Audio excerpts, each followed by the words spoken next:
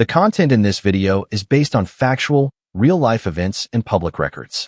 All opinions expressed are for educational and documentary purposes only. Viewer discretion is advised, as some scenes may depict sensitive content. This video is intended for informative purposes and complies with YouTube's guidelines. Prisons are designed to be places of control, order, and accountability. The public is told that danger comes from violent inmates, gangs, and repeat offenders locked away from society. But behind locked doors and surveillance blind spots, real investigations have uncovered a disturbing truth. In many facilities, power doesn't belong to prisoners. It belongs to corrupt officers who decide who eats, who suffers, and who stays silent. From Rikers Island in New York, where guards have been federally charged for helping gangs and covering up assaults, to UK prisons like H&P Birmingham and Wormwood Scrubs, where official inquiries exposed staff-led drug trafficking and systemic abuse, the pattern repeats itself. In Canada, the US, and across Europe, whistleblowers describe the same phenomenon, a blue wall inside prisons, where loyalty to colleagues matters more than human life. This documentary is not about blaming every correctional officer. It's about exposing what happens when unchecked authority, secrecy, and fear collide.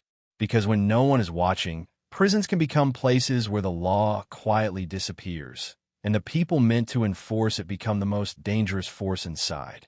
Stay with us, because what you're about to hear is not rumor, not fiction, but the documented reality hidden behind concrete walls and steel doors.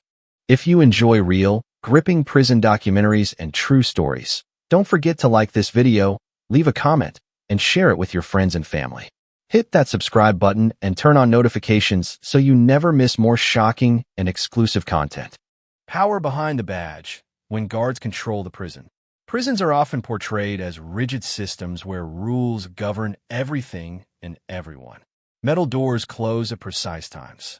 Count happens on schedule. Cameras watch every movement. From the outside, it looks like control is absolute. But inside many jails and prisons across the United States, Canada, and Europe, the real power structure is far more fragile and far more dangerous.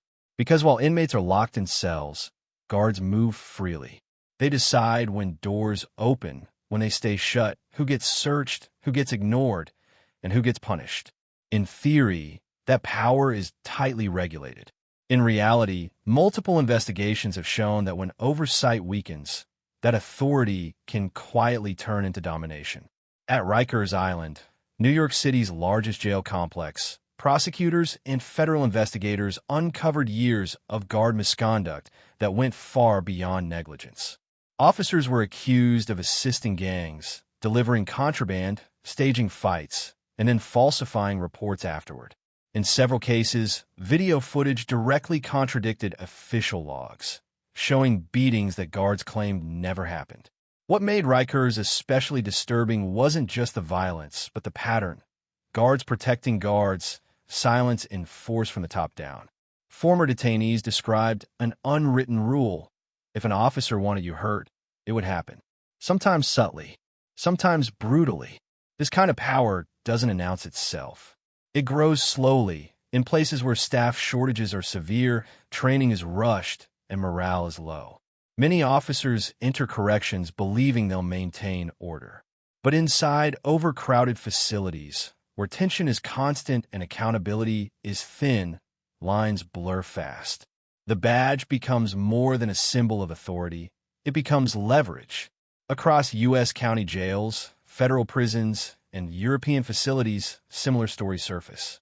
Officers deciding which inmates get access to phones, which gang gets priority during recreation, which complaints disappear into a filing cabinet that never opens again. Power shifts quietly, away from written policy and into personal discretion. In California, investigations revealed guards using inmate enforcers, prisoners with heavy gang influence and visible tattoos, to maintain control over housing units. In exchange, those inmates receive favors: longer recreation time, protection from searches, access to contraband. The arrangement was never written down, but everyone inside understood it. Guards controlled the system. Inmates enforced it. In the United Kingdom, an official inquiry into HMP Birmingham exposed a facility where officers had effectively lost formal control, but retained informal power through corruption. Drugs entered the prison not through visitors, but through staff. Officers were found smuggling phones, narcotics, and even weapons components. Violence escalated not because guards weren't present, but because some were complicit. The public often imagines prison corruption as rare, committed by a few bad apples. But court records tell a more complex story. In multiple cases, officers testified that speaking out would have ended their careers.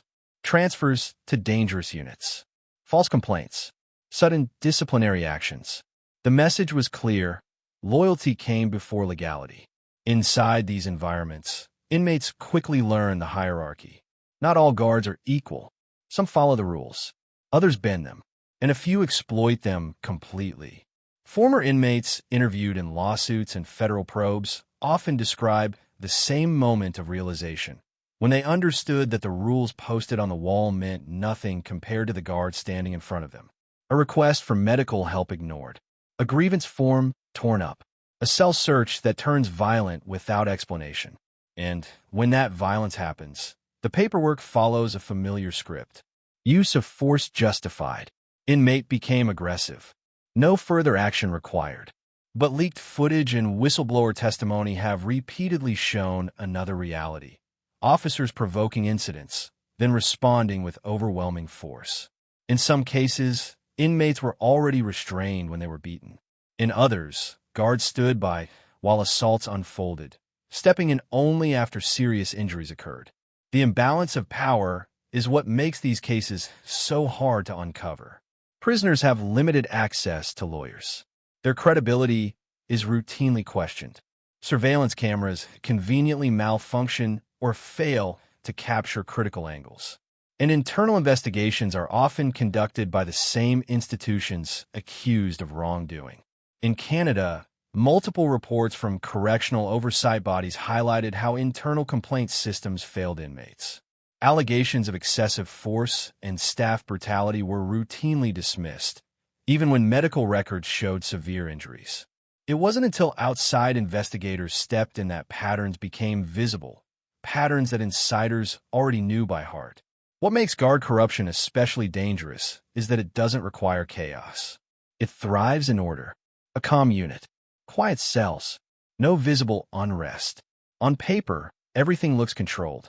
But beneath that surface, power is being abused selectively, strategically. Inmates who cooperate survive easier. Those who resist face consequences that never make it into official reports. This dynamic feeds silence. Prisoners stop reporting abuse because nothing changes or because things get worse. Honest officers stay quiet to protect their families and careers. Supervisors focus on statistics instead of truth. And the institution keeps functioning, even as the law erodes inside it. In maximum security facilities, where oversight should be strongest, the risks are even higher.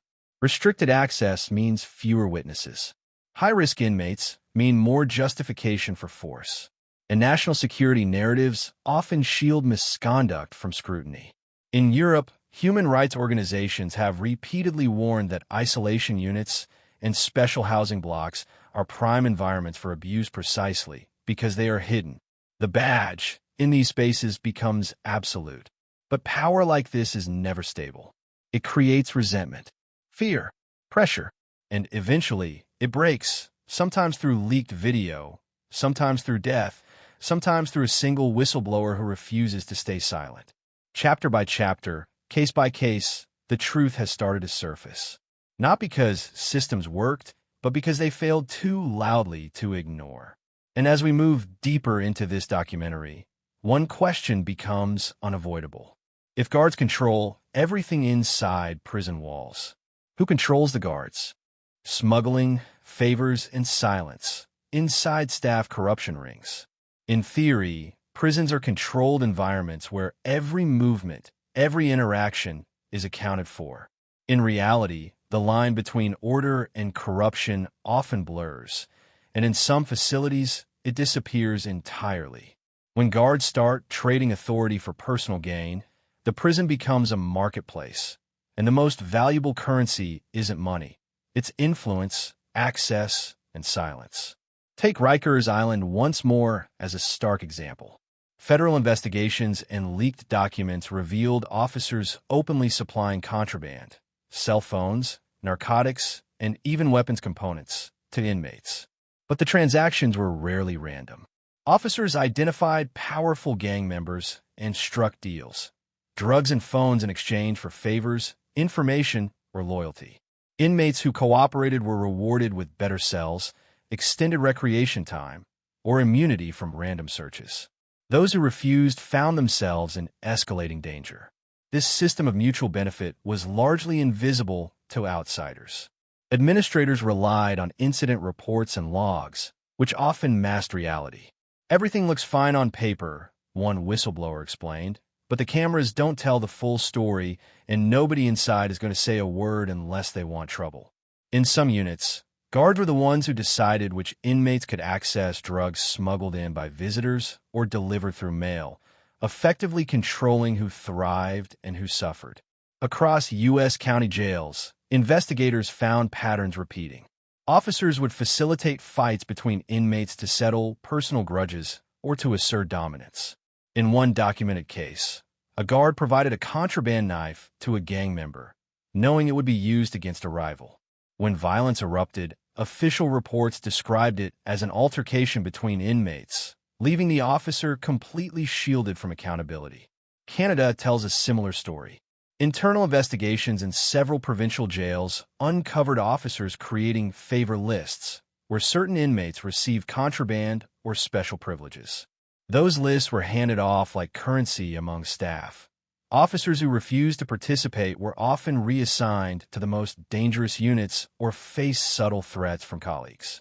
Interviews with former inmates revealed that these favors were sometimes requested for purely personal reasons, allowing a favored inmate to call home, bypassing work assignments, or even avoiding solitary confinement. Even in Europe, corruption is not limited to a single country. In HMP Wormwood Scrubs, UK authorities found officers exchanging contraband for personal favors, ranging from cash to sexual favors from vulnerable inmates. The British Ministry of Justice described it as systemic abuse facilitated by secrecy and fear of whistleblowing. One former officer admitted that he had been aware of the smuggling network for years, but feared retaliation if he reported it. A recurring theme in these corruption rings is mutual silence. Once an officer participates, they are effectively bound by a code. Do not report and never question another participant. Inmates understand this too. Cooperation becomes survival. If a prisoner knows that the guards in charge of contraband are also enforcers of violence, resistance is often fatal. This creates a self-reinforcing ecosystem of corruption where everyone involved, guards and inmates alike, is both predator and prey. The consequences are severe. Smuggled contraband fuels violence, drugs exacerbate tensions, and special favors breed resentment among inmates. But the most dangerous effect is psychological. Inmates live under constant uncertainty, unsure which guard can be trusted, or if any can be. For officers, moral corruption festers alongside stress and fear, creating an environment where intimidation, manipulation, and abuse become normalized. In one particularly striking U.S. case, an officer who refused to participate in contraband smuggling was reassigned to a block controlled by a violent gang. Within weeks, he was physically assaulted by inmates who had been tipped off by other staff. Meanwhile, the smuggling officers continued operations unchecked. This wasn't an isolated incident. It was part of a pattern repeated in jails and prisons across North America and Europe. It's important to note that not every officer engages in these practices. Many enter corrections genuinely seeking to uphold the law and protect vulnerable individuals. But the culture of fear, hierarchy, and selective enforcement can pressure even honest staff into complicity. The system protects those who break the rules and punishes those who enforce them. Inside these corruption rings, the prison transforms. Cells become marketplaces. Recreation yards become negotiation zones. Administrative offices, meant to monitor and enforce rules, turn into coordination hubs for smuggling. And the guards, who should uphold justice, become arbiters of survival and threat. Even when authorities try to intervene, the damage is difficult to undo. Investigations often rely on whistleblowers who risk career, reputation, and safety. Video evidence may be incomplete, and internal audits are frequently manipulated. As a result, smuggling networks can operate for years before exposure. And when they are revealed, the public is often shocked to learn that those responsible for safety were orchestrating danger. When violence is allowed, beatings, deaths, and cover UPS. Prisons are supposed to be controlled environments where the law reigns, even behind bars. But when authority is unchecked, the line between order and abuse disappears. Across the United States, Canada, and Europe, documented cases reveal a harrowing truth. In many facilities, violence isn't just permitted, it's enabled.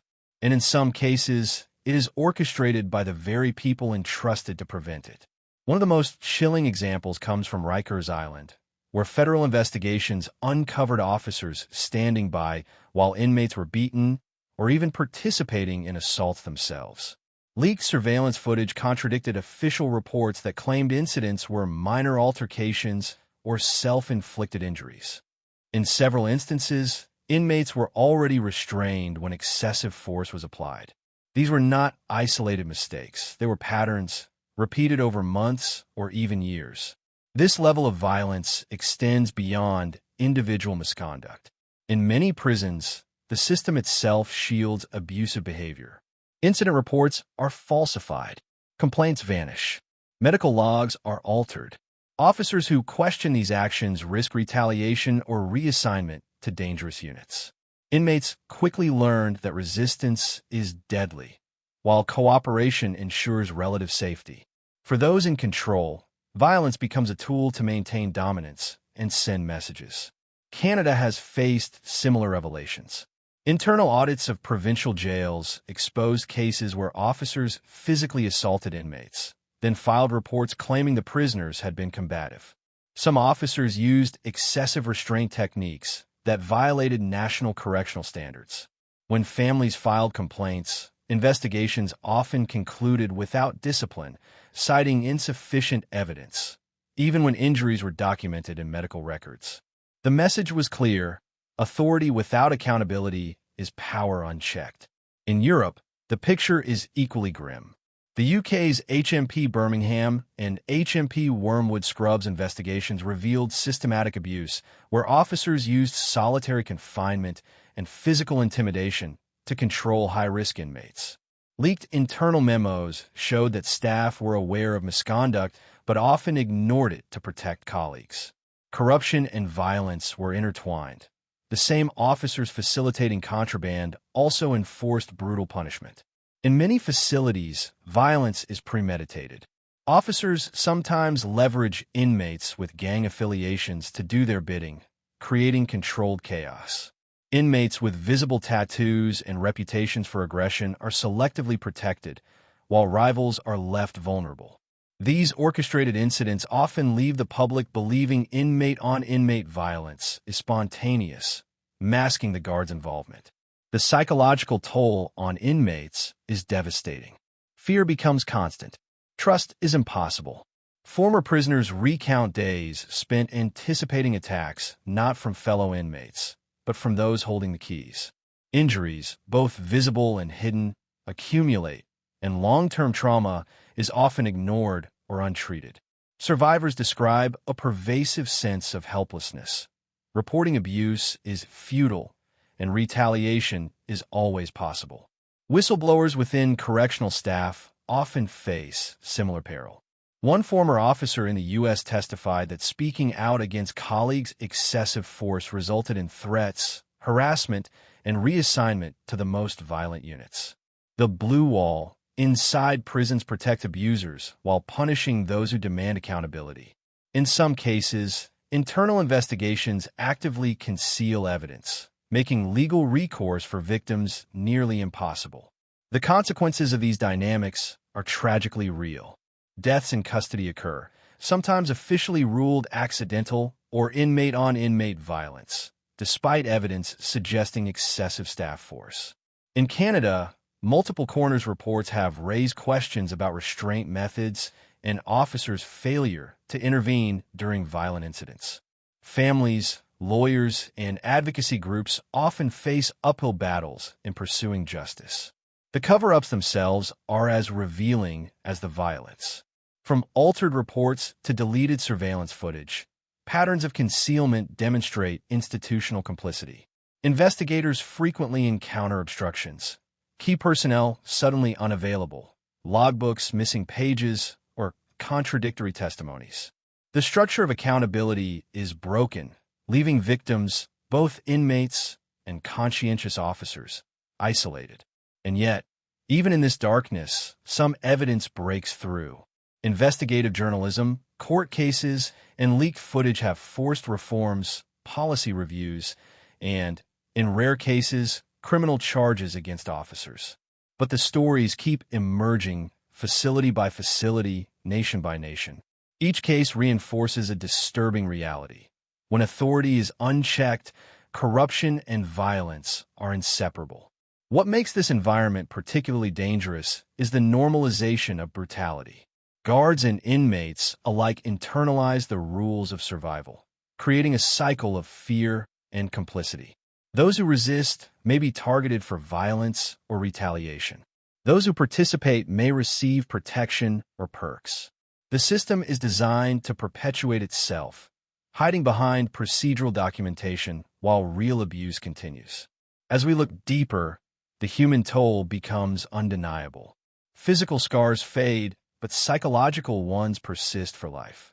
Post-traumatic stress, anxiety, depression, and institutional distrust become the norm. Inmates who survive may still struggle for years outside, carrying trauma inflicted not just by fellow prisoners, but by the very people sworn to maintain order. By examining these patterns of violence and cover-up, this documentary exposes a harsh truth. The prison system can fail to protect the most vulnerable, and the very officers entrusted to enforce the law can become the greatest threat inside the walls. Whistleblowers versus the blue wall. Retaliation behind bars. In the shadowed corridors of prisons and jails across the United States, Canada, and Europe, a quiet war is being waged, not by inmates, but by those brave enough to challenge the very system that employs them. Whistleblowers, often correctional officers themselves, confront a culture known as the blue wall, an unspoken code of silence designed to protect colleagues, conceal abuse, and punish those who break the loyalty pact. These individuals step into a perilous world. Speaking out can cost a career, provoke intimidation, or even threaten personal safety. Yet, despite the risks, some officers choose to document abuse, record misconduct, and report contraband and violence. Their courage often exposes the truth behind hidden corruption rings, excessive force, and smuggling operations, but it rarely comes without consequences. One of the most infamous examples in the U.S. occurred at Rikers Island, where officers who testified against colleagues faced harassment, career stagnation, and direct threats. One veteran officer described a systematic campaign of retaliation, reassignment to the most violent units, falsified complaints in personnel files, and isolation from peers. "It's like prison inside a prison," he said. "You're treated worse than any inmate if you cross the line." In Canada, the problem is similar. Oversight reports from provincial correctional facilities describe officers who attempted to report abuse being shunned, demoted, or reassigned. Some faced legal intimidation, as their credibility was questioned in internal investigations. In one case, an officer submitted video evidence of staff assaulting an inmate. Within days, the officer was moved to a unit where violent gang members dominated, creating an environment of constant threat. In the UK, HMP Birmingham and Wormwood Scrubbed investigations revealed the same chilling pattern. Officers who attempted to expose misconduct often found themselves excluded from operational briefings, denied overtime, or publicly reprimanded. The culture of silence was deeply ingrained, perpetuated by senior staff who prioritized institutional reputation over accountability. Whistleblowers repeatedly described feeling isolated, trapped, and powerless, yet compelled to act because of the human cost of inaction. The psychological toll on whistleblowers is immense. Anxiety, depression, and post-traumatic stress become constant companions. They must navigate a paradox, protect themselves while seeking justice for those victimized. Fear of retaliation extends beyond professional life. Some officers report threats to family, social ostracization, and even covert intimidation tactics designed to instill fear. Despite these challenges, whistleblowers have been instrumental in exposing the systemic failures that allow corruption and violence to persist.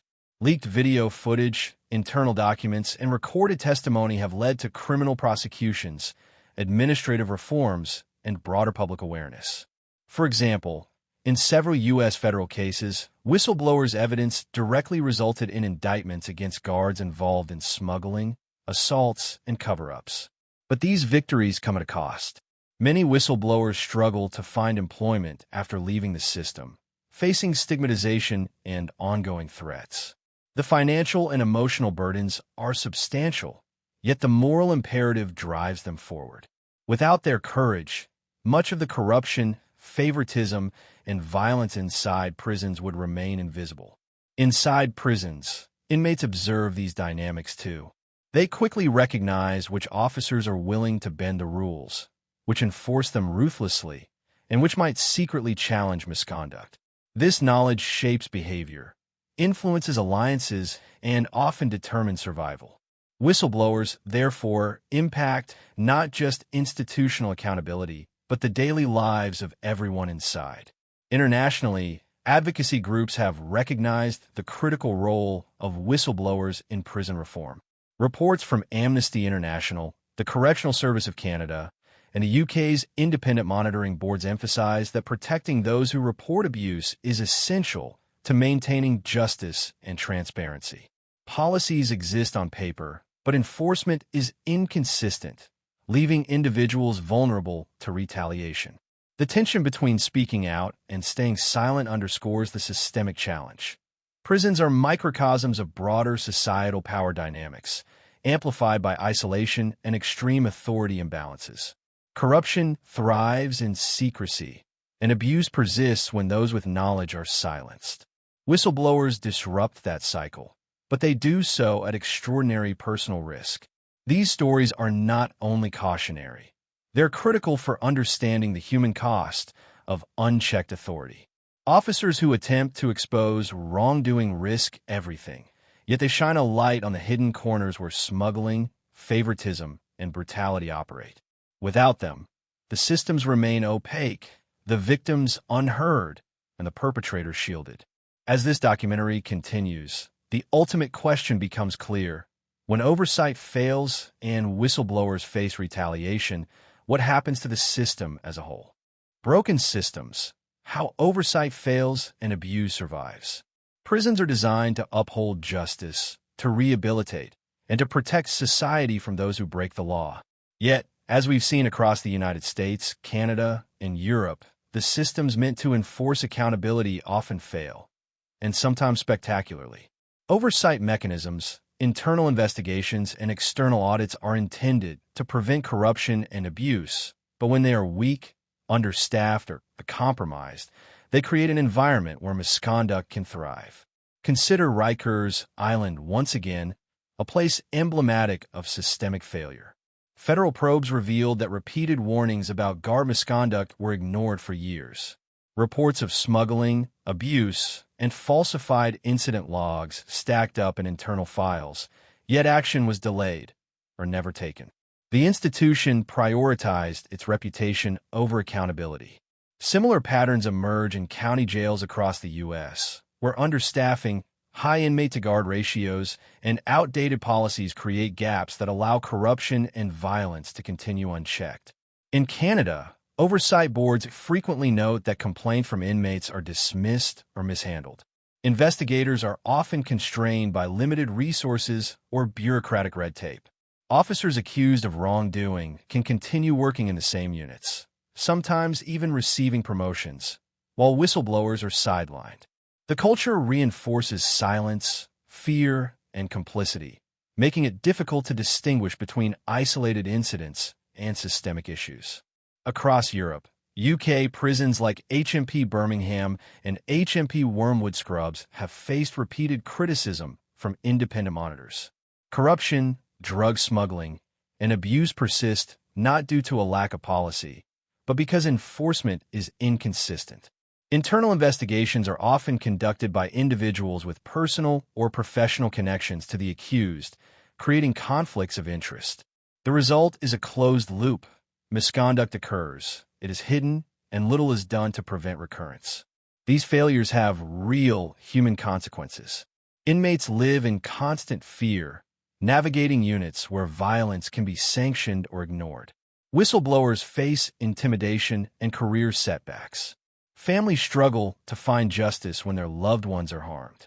And the public is left with the illusion that prisons are controlled, orderly, and safe, while the truth behind the walls is far more complex. Even when reforms are implemented, they often address symptoms rather than root causes. New training programs, stricter reporting guidelines, and independent oversight panels can help, but only if they are backed by consistent enforcement and a culture that values accountability over loyalty. Otherwise, the cycle repeats, and the invisible walls of corruption remain intact. The key lesson is clear. Prisons are microcosms of human power dynamics. Where authority is unchecked and oversight is weak, corruption flourishes. Where secrecy is rewarded and accountability is optional, violence persists. And where those brave enough to expose wrongdoing are punished, the cycle is guaranteed to continue. This chapter, and this story, underscores an uncomfortable truth. The most dangerous threats inside prisons are not always the inmates. They are the systemic failures, the corrupted officials, and the silence that enables abuse. Without transparency, oversight, and courage, prisons cannot serve their intended purpose. The hidden world behind prison walls is both fascinating and terrifying. Guards entrusted to maintain order sometimes exploit their power, smuggle contraband, and participate in violence. Institutional oversight often fails to hold them accountable. Whistleblowers step forward at tremendous personal risk, revealing corruption and abuse that would otherwise remain invisible. And yet, the system endures, revealing patterns that are deeply human: fear, loyalty, complicity, and survival. For audiences in the United States, Canada, Europe, and beyond, understanding this hidden side of prisons is critical, not only for insight into true crime, but for recognizing the importance of accountability and transparency in all institutions. It challenges perceptions, evokes empathy, and forces difficult questions. Who protects those behind bars? Who watches the watchers? And how much of the truth remains hidden? If you found this story eye-opening, shocking, or even difficult to believe, you're not alone. The reality of prison corruption and hidden violence is often stranger than fiction, but documenting it is essential. If you want more in-depth investigations, shocking true crime stories, and real-life accounts from behind prison walls, make sure to like this video, share it with friends, and subscribe to the channel. Hit the notification bell so you never miss a new documentary. Your support helps us bring these hidden truths to light, one story at a time. Comment below. Which revelation shocked you the most, and which prison story would you like us to cover next? Remember, every share, like, and subscription helps expose the hidden side of the system that so few ever see. Stay curious, stay informed, and stay tuned, because the truth behind closed doors is always more complex than it seems.